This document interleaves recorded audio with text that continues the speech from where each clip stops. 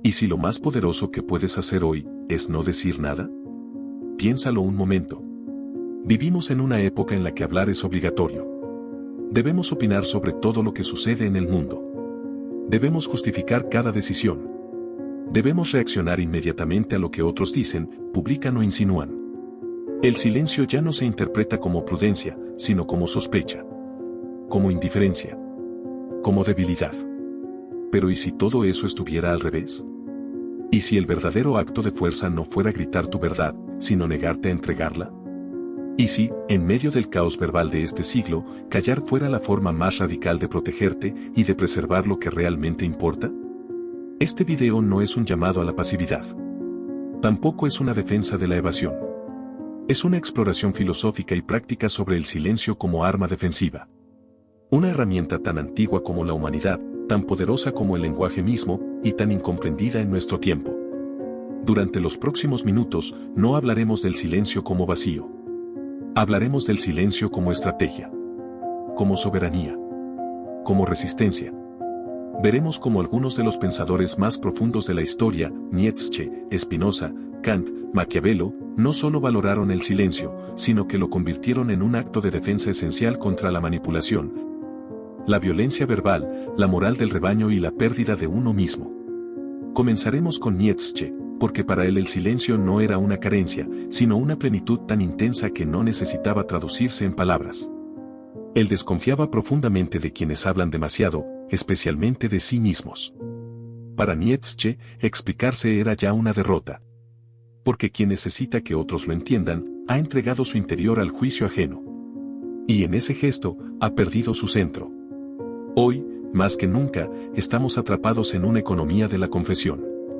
Las redes sociales nos premian por revelar, por reaccionar, por participar en debates eternos donde nadie gana, pero todos se agotan. Se espera que tomes partido, que publiques tu posición, que defiendas tu identidad con palabras constantes.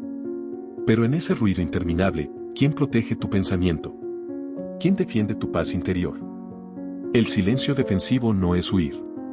Es elegir el campo de batalla. Es reconocer que no toda confrontación merece tu voz. Que no toda provocación requiere tu respuesta. Que hay palabras que, al salir de tu boca, te atan a un mundo que no entiende tu profundidad y que jamás lo hará. Y es aquí donde entra la verdadera utilidad del silencio. No como muro, sino como filtro. Un filtro que te permite decidir que merece tu energía, que merece tu verdad y que simplemente no merece nada. En los bloques siguientes, no solo exploraremos ideas abstractas. También veremos cómo el silencio tiene raíces en la biología, en la estrategia política, en la ética y en la psicología evolutiva. Porque antes de ser una filosofía, el silencio es un instinto de supervivencia. Un mecanismo que nuestros ancestros usaron no para esconderse, sino para observar, decidir y actuar en el momento preciso. Este video no te dirá cuándo debes callar en cada situación. Eso no puede decidirlo nadie más que tú. Pero sí te ofrecerá lentes a través de los cuales ver el silencio no como carencia, sino como acto consciente de autocuidado y poder interior. Porque en un mundo que premia el ruido, ¿quién elige el silencio? Elige la libertad. Y quizás, también, elige la verdadera fuerza. Nietzsche, el silencio del que no necesita ser entendido. Friedrich Nietzsche no despreciaba el lenguaje. Al contrario, escribió con una intensidad poética que pocos filósofos han igualado. Pero desconfiaba profundamente de quienes creen que hablar es lo mismo que comprender, o que ser comprendido es lo mismo que valer algo. Para Nietzsche, el silencio no era una ausencia. Era una afirmación. La afirmación de que hay algo en ti tan valioso, tan íntegro, tan elevado, que no necesita traducirse para ser legítimo. En un mundo que exige confesión constante, que te pide que expliques tus emociones, tus decisiones, tus silencios mismos, Nietzsche levanta una bandera contraria: el verdadero pensador no se justifica. Porque justificarse es ya reconocer que tu valor depende del veredicto ajeno. Y eso, para Nietzsche, era la esencia de la esclavitud moderna. En Más allá del bien y del mal, escribe: lo profundo lleva máscara. No dice que lo profundo debería llevar máscara. Dice que lo hace, necesariamente. Porque lo profundo sabe que, si se desnuda ante el público, será malinterpretado, reducido, explotado. La profundidad no necesita audiencia. Necesita intimidad. Y la intimidad solo existe donde el ruido no entra. No es casualidad que Nietzsche admirara a figuras como Heráclito, el filósofo que prefería hablar en enigmas. No porque quisiera confundir, sino porque sabía que la verdad no es para todos. Y que entregarla sin filtro a quien no está preparado, no es generosidad. Es ingenuidad. Esta idea es crucial para entender el silencio como arma defensiva. No se trata de esconderse por miedo. Se trata de negarse a alimentar un sistema que convierte la palabra en moneda de cambio. En la era digital, cada opinión se convierte en contenido. Cada emoción, en señal para algoritmos. Cada silencio, en sospecha. Nietzsche anticipó este peligro. Cuando todo debe ser dicho, lo verdadero ya no puede existir. Porque lo verdadero necesita tiempo, soledad y sobre todo, silencio. En la Gaia Ciencia, Nietzsche lanza una advertencia casi profética. Hablar mucho de sí mismo puede ser también un medio de ocultarse. Aquí destapa una paradoja moderna. Hoy creemos que al compartir nuestros pensamientos, emociones o rutinas, estamos siendo auténticos. Pero Nietzsche sugiere lo contrario. Quizás, al hablar sin cesar, solo estamos construyendo una fachada tan ruidosa que ni nosotros mismos podemos oír lo que realmente sentimos. El silencio, entonces, se convierte en un acto de lealtad hacia uno mismo. Es la decisión de no entregar tu interior al mercado del juicio social. Y en eso reside su poder defensivo. Porque mientras otros se desgastan explicando, defendiendo, corrigiendo, tú conservas tu energía. Tu claridad. Tu centro. Nietzsche no veía el silencio como pasividad. Lo veía como soberanía. El hombre soberano, el que crea sus propios valores, el que no pide permiso para existir, no necesita convencer a nadie. Sabe que su valor no depende de la aprobación ajena. Y por eso, puede permitirse callar. En Aurora, escribe: el más silencioso de todos los hombres es el más fuerte. No el más elocuente. No el más popular. No el más justificado. El más silencioso. Porque la fuerza verdadera no necesita proclamarse. Se basta a sí misma. Esta visión choca frontalmente con la ética contemporánea de la transparencia. Hoy se nos dice que callar es sospechoso, que ocultar algo es inmoral, que debemos abrirnos por completo. Pero Nietzsche nos invita a preguntarnos: ¿ante quién? ¿Ante qué público? ¿Y con qué propósito? Porque no todo silencio es defensivo. Pero el silencio defensivo nace cuando reconoces que no todos merecen acceso a tu mundo interior. Y que, a veces, la mejor forma de proteger tu verdad es no traducirla en palabras. Esto no significa aislarse del todo. Nietzsche no era un ermitaño. Fue un escritor, un crítico, un provocador. Pero escribía para los pocos que podían entenderlo. Y callaba ante los muchos que solo buscaban ruido. En la práctica, esto se traduce en elecciones muy concretas. No responder a una provocación en redes. No justificar tu decisión de no asistir a un evento. No explicar por qué cambias de opinión. No defender tu estilo de vida ante quienes lo juzgan sin comprenderlo. Cada uno de esos silencios es un acto de resistencia contra la tiranía del que dirán. Y en un mundo donde la vigilancia social es constante, esa resistencia es necesaria. Nietzsche también nos advierte contra una trampa sutil. El silencio por resentimiento. No se trata de callar porque odias al otro, sino porque te respetas a ti mismo. El silencio defensivo no nace del rencor, sino de la plenitud. Del entendimiento de que tu paz interior vale más que ganar un argumento o ser justo. Y aquí está la paradoja final. Cuanto más profundo eres, menos necesitas hablar. Porque la profundidad no necesita eco. Se basta con su propia resonancia. Así, Nietzsche transforma el silencio de una carencia en una corona. No la corona del poder sobre otros, sino del dominio sobre uno mismo. Y en una era de sobreexposición, esa corona es más valiosa que nunca. Porque mientras el mundo exige que hables, el silencio te recuerda que ya eres suficiente. Sin explicaciones. Sin permisos. Sin ruido. Spinoza, el silencio como acto racional de autopreservación. Si Nietzsche ve el silencio como una expresión de nobleza y soberanía, Baruch Spinoza lo entiende como un acto de razón pura. Para él, no se trata de desprecio ni de distancia aristocrática. Se trata de sobrevivir con integridad en un mundo gobernado por emociones caóticas. Spinoza no escribía para impresionar. Escribía para liberar. En su obra maestra, Ética, construye un sistema filosófico riguroso en el que la razón es la única vía hacia la libertad verdadera. Y en ese camino, el silencio emerge no como un gesto poético, sino como una estrategia racional para proteger tu ser. Su punto de partida es simple, pero revolucionario. Los seres humanos no son libres mientras estén dominados por las pasiones. El miedo, la ira, la envidia, el deseo desmedido, todas estas emociones nos arrastran fuera de nosotros mismos. Nos convierten en esclavos de lo que sucede a nuestro alrededor. Y en ese estado de esclavitud emocional, hablamos sin pensar, reaccionamos sin elegir, y nos dejamos arrastrar por conflictos que no necesitamos. Aquí es donde entra el silencio. Para Spinoza, callar no es huir. Es negarse a alimentar una pasión que ya no controlas. Imagina esta escena, alguien te insulta. Tu primera reacción es responder con mayor intensidad. Pero en ese instante, no eres tú quien habla. Es tu ira. Y al darle voz, le das poder. Le permites crecer, extenderse, definir la relación que tendrás con esa persona y contigo mismo. Spinoza diría que el acto más racional en ese momento no es replicar, sino callar.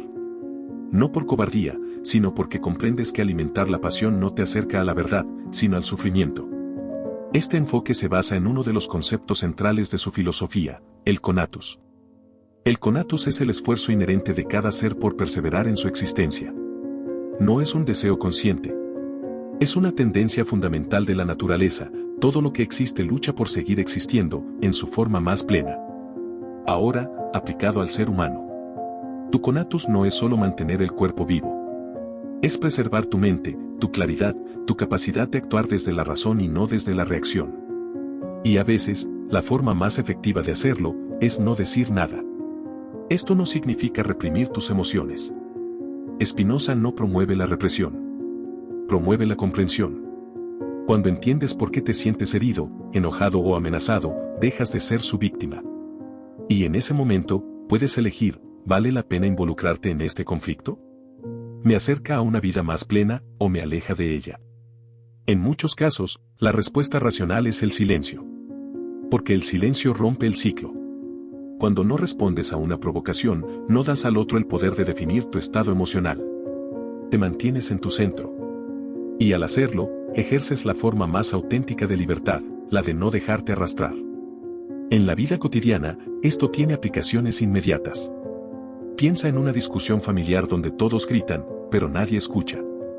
Piensa en un debate en redes sociales donde cada comentario empeora el ánimo. Piensa en un entorno laboral tóxico donde las palabras se usan como armas. En todos esos contextos, hablar puede parecer valiente. Pero Spinoza te invitaría a preguntarte: ¿es racional? ¿Te acerca a tu bienestar o solo alimenta el caos? El silencio defensivo, en su visión, no es pasividad. Es prudencia activa. Es la decisión consciente de no entregar tu energía a lo que no contribuye a tu perseverancia. Y esto es profundamente relevante hoy. Vivimos en una cultura que idealiza la reacción inmediata. Se espera que respondas a un mensaje en minutos. Que comentes una noticia en segundos. Que defiendas tu postura sin dudar.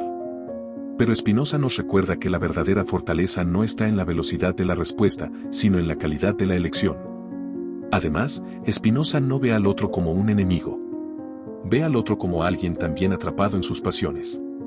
Por eso, su silencio no es desdeñoso. Es compasivo. Comprende que el que ataca con palabras está sufriendo. Y que responder con más fuego solo multiplicará el sufrimiento. Esto no significa que Spinoza abogue por el silencio absoluto. Él mismo escribió, debatió, defendió sus ideas incluso bajo censura religiosa. Pero lo hizo desde la razón, no desde la emoción. Y eligió cuidadosamente cuándo, cómo y a quién hablar. Esa es la clave. El silencio defensivo no es una regla universal. Es una herramienta de discernimiento. Una forma de decir, no todo merece mi voz. Solo lo que me acerca a una vida guiada por la razón y no por el ruido. En la práctica, Esto se traduce en pequeñas decisiones diarias. No contestar un mensaje que sabes que te alterará. No participar en una conversación que solo siembra resentimiento. No justificar tu paz interior ante quienes solo entienden el conflicto. Cada uno de esos silencios es un acto de fidelidad al conatus. Una forma de decir, prefiero preservarme, antes que demostrar que tengo razón. Y en un mundo donde el agotamiento emocional es epidémico, esa elección no es egoísta. Es necesaria. Porque la verdadera defensa no siempre es un contraataque. A veces, es simplemente no entrar en la batalla. Spinoza, con su rigor racional y su visión compasiva, nos ofrece una versión del silencio que no necesita grandilocuencia. Solo claridad. Y en esa claridad encontramos una forma de protegernos que no hiere a nadie, pero sí nos salva a nosotros. Kant, el silencio como deber moral. Si Nietzsche ve el silencio como soberanía y Spinoza como racionalidad, Immanuel Kant lo concibe como un acto de deber ético. Para Kant, no se trata de estrategia ni de autoprotección emocional. Se trata de respetar la ley moral que habita en cada ser racional. Y en ese marco, el silencio puede convertirse en una obligación. No porque callar sea cómodo, sino porque hablar en ciertas circunstancias sería violar la dignidad humana, la del otro o la propia. La ética kantiana se construye sobre un principio fundamental, el imperativo categórico. En una de sus formulaciones más conocidas, dice: obra de modo que trates a la humanidad, tanto en tu persona como en la de cualquier otro, siempre como un fin en sí misma, y nunca simplemente como un medio. Esta regla cambia por completo la forma en que vemos la palabra y el silencio. Porque si usar a alguien como mero instrumento es inmoral, entonces también lo es usar las palabras para manipular, engañar o herir innecesariamente. Aquí surge un dilema antiguo. ¿Qué hacer cuando decir la verdad causa daño, pero mentir es inmoral? Kant es inflexible en este punto, mentir jamás está justificado, ni siquiera para salvar una vida. En su famoso ejemplo del asesino a la puerta, plantea que si un homicida te pregunta si tu amigo está escondido en tu casa, no puedes mentir. Porque al hacerlo, te conviertes en cómplice del error moral. Pero, ¿qué pasa si no respondes? Es en ese vacío donde el silencio se convierte en una vía ética. No dices la verdad, porque eso entregaría a tu amigo a la muerte. No mientes, porque eso corrompería tu integridad moral. Pero callar no es mentir. Es negarte a participar en un juego que viola la ley moral. Este ejemplo, aunque extremo, ilumina una verdad cotidiana. A menudo, nuestras palabras pueden hacer más daño que nuestra ausencia de palabras. Y en esos momentos, el silencio no es evasión. Es respeto. Respeto por la verdad que no debe revelarse. Respeto por la persona que no debe ser expuesta. Respeto por la propia conciencia, que no debe mancharse con una mentira, ni siquiera con una verdad innecesaria. Kant no valora el silencio por prudencia, sino por coherencia ética. Y en un mundo donde se exige transparencia absoluta, donde se nos presiona para revelar secretos, opiniones o juicios, su postura es radicalmente liberadora. Porque no toda verdad debe ser dicha. Solo aquella que respeta la dignidad del otro. Piensa en situaciones comunes. Un amigo te confiesa algo íntimo y luego te preguntan al respecto. Una colega te pide que critiques a otra persona. Alguien insiste en que le digas lo que realmente piensas sobre su aspecto, su trabajo, su vida. En todos esos casos, hablar puede parecer honesto. Pero Kant te invitaría a preguntarte: ¿estoy usando mi palabra para honrar la humanidad del otro, o para satisfacer una curiosidad, un juicio, o incluso mi propio ego? Si la respuesta es la segunda, el silencio se vuelve un deber moral. Esto no significa que Kant defienda el silencio cómplice. Al contrario. Él sostiene que tenemos el deber de defender lo justo. Pero ese deber no se cumple con cualquier palabra. Solo con aquellas que respetan la razón y la dignidad. Por ejemplo, ante una injusticia, no basta con gritar. Hay que hablar con claridad, con verdad y con respeto. Pero si el entorno no permite ese tipo de discurso, si solo se busca el escándalo o la confrontación, entonces el silencio puede ser la única forma de no traicionar la ética. En la era digital, esta enseñanza es más urgente que nunca. Vivimos en una cultura donde se premia la opinión rápida, el juicio inmediato, la viralización del conflicto. Se espera que tomes partido, que etiquetes, que condenes, a menudo sin conocer todos los hechos. Kant diría que en esas circunstancias, callar no es indiferencia. Es lealtad a la razón. Porque emitir un juicio sin suficiente conocimiento no es justicia. Es irresponsabilidad moral. Y aquí aparece una distinción crucial. El silencio defensivo, en la visión kantiana, no es para proteger tu comodidad. Es para proteger la integridad del acto moral mismo. No callas para evitar problemas. Callas porque sabes que hablar en ese momento sería caer en la superficialidad, la mentira o la crueldad disfrazada de honestidad. Además, Kant introduce una idea poderosa. La palabra tiene peso moral. Cada vez que hablas, asumes una responsabilidad ante la humanidad entera. Porque tus palabras no solo afectan a quien las escucha, sino que contribuyen al clima ético del mundo. En ese sentido, elegir no hablar es también una forma de cuidado colectivo. Es negarse a añadir más ruido, más violencia verbal, más juicios vacíos al torrente ya insoportable de opiniones que nos ahoga. Esto no implica que debamos vivir en mutismo perpetuo. Kant mismo escribió, enseñó, debatió. Pero lo hizo con rigor, con respeto, y siempre desde el deber, no desde la emoción. Su silencio no era ausencia. Era reserva ética. La decisión de hablar solo cuando la palabra puede cumplir su función más alta.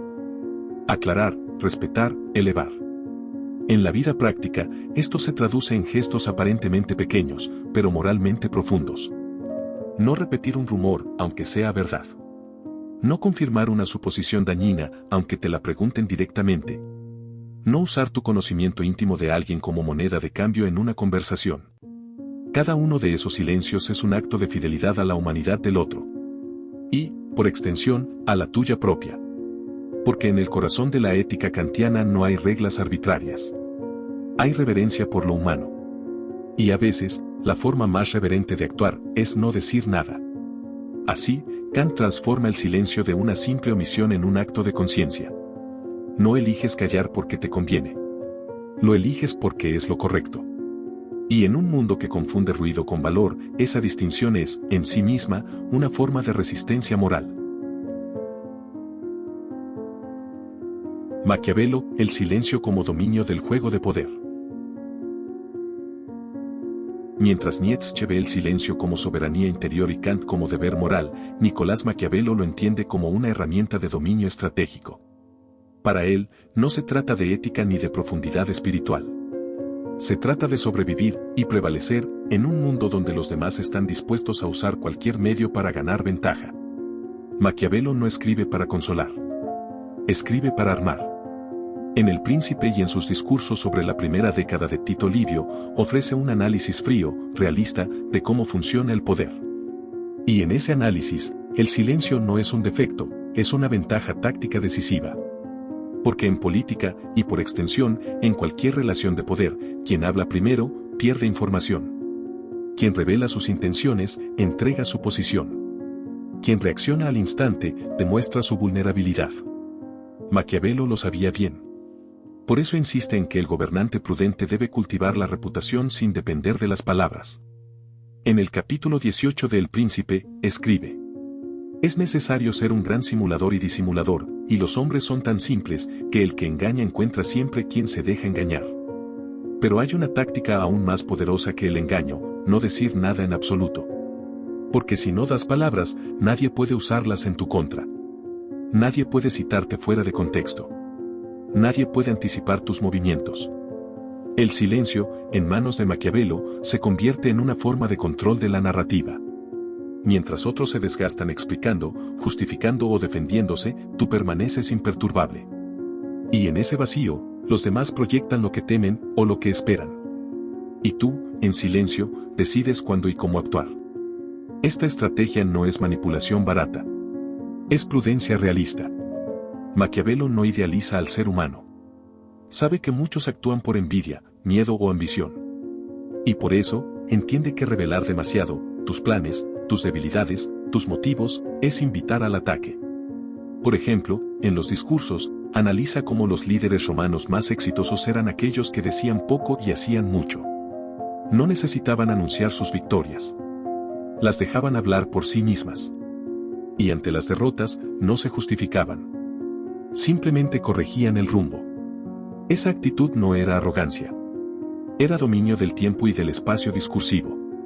Porque quien controla cuando habla, controla también cómo es percibido. En la vida moderna, esta lección es más relevante que nunca. Piensa en las redes sociales, cada publicación, cada comentario, cada reacción, queda grabado. Puede ser usado en tu contra meses o años después. Piensa en el entorno laboral, una palabra mal interpretada puede costarte una promoción, una alianza o incluso tu empleo. Piensa en las relaciones personales, confesar demasiado pronto puede convertirte en blanco de manipulación emocional. Maquiavelo no diría que debes mentir. Pero sí diría que no debes entregar tu interior sin necesidad. Porque en el juego del poder, y todos estamos en algún juego de poder, la información es la moneda más valiosa. Y el silencio es la forma más segura de conservarla. Además, el silencio genera incertidumbre estratégica. Cuando los demás no saben qué piensas, se ven obligados a adivinar. Y en esa incertidumbre, pierden iniciativa. Tú, en cambio, observas. Analizas. Y actúas solo cuando el momento es óptimo. Esta no es una postura cínica. Es una postura de autodefensa realista. Porque Maquiavelo parte de una premisa simple: el mundo no es justo. Y si no te proteges, otros lo harán por ti, a tu costa. Por eso, el silencio defensivo, en su visión, no es pasividad. Es acción diferida. Es la decisión de no jugar en el terreno del otro, sino esperar a que el campo de batalla sea el tuyo. Un ejemplo práctico. Imagina que en una reunión de trabajo, un colega intenta desacreditarte con una afirmación falsa. La reacción inmediata sería defenderse, corregir, argumentar. Pero eso te pone a la defensiva. Te obliga a justificar tu valor. Y en ese instante, ya estás perdiendo poder. Maquiavelo sugeriría otra vía. Callar. No porque no tengas razón, sino porque tu reacción le daría legitimidad a su ataque. En cambio, al permanecer en silencio, lo dejas hablar solo. Y si su acusación es falsa, se desinflará por sí misma. O, mejor aún, te dará tiempo para preparar una respuesta que no solo refute, sino que neutralice su influencia de forma definitiva. Este enfoque requiere disciplina. Porque la tentación de responder es fuerte. Pero Maquiavelo sabe que el verdadero poder no se demuestra en el calor del momento, sino en la capacidad de resistir la presión y actuar con precisión. Tampoco defiende el silencio eterno. Él mismo escribió, aconsejó, intervino en la política de su tiempo. Pero lo hizo con cálculo. Con propósito. Nunca por impulso. Y aquí está la clave del silencio maquiavélico. No es ausencia de palabra, sino demora estratégica de la palabra. Hablarás, pero solo cuando tu palabra tenga el máximo impacto. Hasta entonces, observas. Callas. Y controlas. En la era de la inmediatez, este enfoque suena casi subversivo. Porque se nos entrena para reaccionar al instante. Para defender nuestra imagen en tiempo real. Pero Maquiavelo nos recuerda que quien domina el tiempo, domina el poder. Y el silencio es la forma más antigua de dominar el tiempo. Finalmente, Maquiavelo no ve el silencio como un fin, sino como un medio. Un medio para proteger tu posición, tus aliados, tus objetivos. No es moral ni inmoral en sí mismo. Su valor depende del uso que se le dé. Y en un mundo donde las palabras se usan como armas, el silencio se convierte en tu primera línea de defensa. Porque mientras otros se desgastan en el ruido, tú te preparas en la sombra. Y cuando actúes, nadie sabrá de dónde vino el golpe. El silencio en la ciencia y la naturaleza, fundamentos reales de la defensa. Hasta ahora, hemos explorado el silencio a través de la filosofía, como soberanía en Nietzsche, como racionalidad en Spinoza, como deber moral en Kant y como estrategia en Maquiavelo. Pero antes de concluir, es esencial anclar esta idea en algo más fundamental, la realidad misma. Porque el silencio no es solo una invención cultural o una postura intelectual. Es una herencia biológica, una herramienta de supervivencia grabada en nuestro ADN, respaldada por la ciencia y observada en toda la naturaleza. Comencemos con una pregunta aparentemente simple. ¿Existe el silencio absoluto? Los científicos han intentado crearlo. En la cámara anecoica de Orfield, en Minnesota, considerada el lugar más silencioso del mundo, el nivel de ruido es de -9.4 decibelios. Para ponerlo en perspectiva, el ruido del aire moviéndose por tu cuerpo, el latido de tu corazón, incluso el sonido de tus ojos al moverse, se vuelven audibles. La mayoría de las personas no soportan más de 45 minutos en ese entorno. No porque sea incómodo, sino porque el cerebro humano no está diseñado para la ausencia total de estímulos. Pero ese experimento revela algo profundo. El silencio no es solo la ausencia de ruido externo. Es un estado activo del sistema nervioso. Y cuando lo experimentamos en dosis adecuadas, produce efectos medibles y beneficiosos. Estudios en neurociencia han demostrado que el silencio reduce los niveles de cortisol, la hormona del estrés. También disminuye la presión arterial y desacelera la frecuencia cardíaca. Pero lo más sorprendente es que, en 2013, investigadores del Duke Cancer Institute descubrieron que 2 horas de silencio al día estimulan la neurogénesis, la creación de nuevas neuronas en el hipocampo, la región del cerebro asociada con la memoria y el aprendizaje. Esto significa que el silencio no es pasividad. Es regeneración. Mientras el ruido fragmenta la atención, el silencio la reúne. Mientras el ruido agota, el silencio restaura. Y esto no es nuevo. Es evolutivo. En la naturaleza, el silencio ha sido, durante millones de años, una táctica de supervivencia. Los depredadores como los lobos, los guepardos o los búhos cazan en silencio. No por timidez, sino porque cualquier sonido alertaría a su presa. El silencio es su ventaja táctica. Su arma invisible. Pero también las presas usan el silencio. Cuando un ciervo detecta peligro, no grita. Se inmoviliza. Calla. Porque el menor ruido podría atraer al predador. En ese instante, su silencio no es miedo. Es inteligencia adaptativa. Incluso los humanos primitivos dependían del silencio para sobrevivir. Al acechar una presa, al esconderse de una amenaza, al observar el comportamiento de otros grupos, callar no era una elección filosófica. Era una necesidad biológica. Esta herencia aún vive en nosotros. Cuando callamos frente a una amenaza social, una crítica injusta, una confrontación innecesaria, una provocación, no estamos siendo débiles. Estamos activando un mecanismo ancestral de defensa. Uno que prioriza la observación sobre la reacción, la evaluación sobre la impulsividad. La psicología evolutiva lo confirma.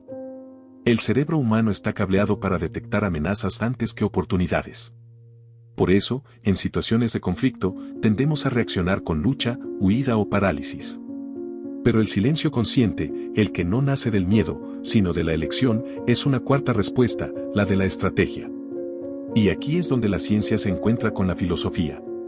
Lo que Nietzsche llamó soberanía, Spinoza razón, Kant deber y Maquiavelo prudencia, tiene raíces en nuestra biología más antigua. Callar no es antinatural. Es profundamente humano. Además, el silencio mejora la percepción. Estudios en psicología cognitiva muestran que en entornos silenciosos, la capacidad de concentración, empatía y toma de decisiones se incrementa significativamente. Por el contrario, el ruido constante, como el de las ciudades o las redes sociales, fragmenta la atención y promueve respuestas impulsivas. En otras palabras, el ruido nos vuelve reactivos. El silencio nos vuelve responsables. Y en un mundo saturado de estímulos, esa diferencia es crucial. Cada notificación, cada mensaje, cada video, cada debate encendido, exige una respuesta. Pero el cerebro no fue diseñado para procesar tanta información a la vez. Por eso, el agotamiento mental es epidémico. Y por eso, el silencio se ha vuelto una necesidad, no un lujo. Incluso la medicina moderna lo reconoce. Terapias basadas en el silencio, como la meditación mindfulness o los retiros en la naturaleza, han demostrado ser efectivas contra la ansiedad, la depresión y el insomnio. No porque el silencio cura, sino porque crea el espacio interno donde la curación puede ocurrir. Así, el silencio defensivo no es una postura intelectual. Es una práctica de autocuidado respaldada por la ciencia. Una forma de proteger no solo tu paz, sino tu salud mental, tu claridad y tu capacidad de actuar con intención. Y lo más importante, no requiere aislamiento total. Basta con pequeños actos conscientes. Apagar las notificaciones por 1 hora. Caminar sin auriculares. No responder inmediatamente a un mensaje que te altera. Elegir no participar en una conversación que solo genera tensión. Cada uno de esos gestos es un acto de reconexión con tu biología más sabia. Porque antes de ser ciudadanos digitales, somos seres vivos. Y como tales, necesitamos momentos de quietud para procesar, sanar y decidir con claridad. En resumen, el silencio no es una fantasía filosófica. Es una realidad biológica. Una herramienta que la evolución nos dio para observar, decidir y actuar en el momento preciso. Y en un mundo que premia la reacción inmediata, recuperar esa herramienta no es retroceder. Es volver a nuestro centro,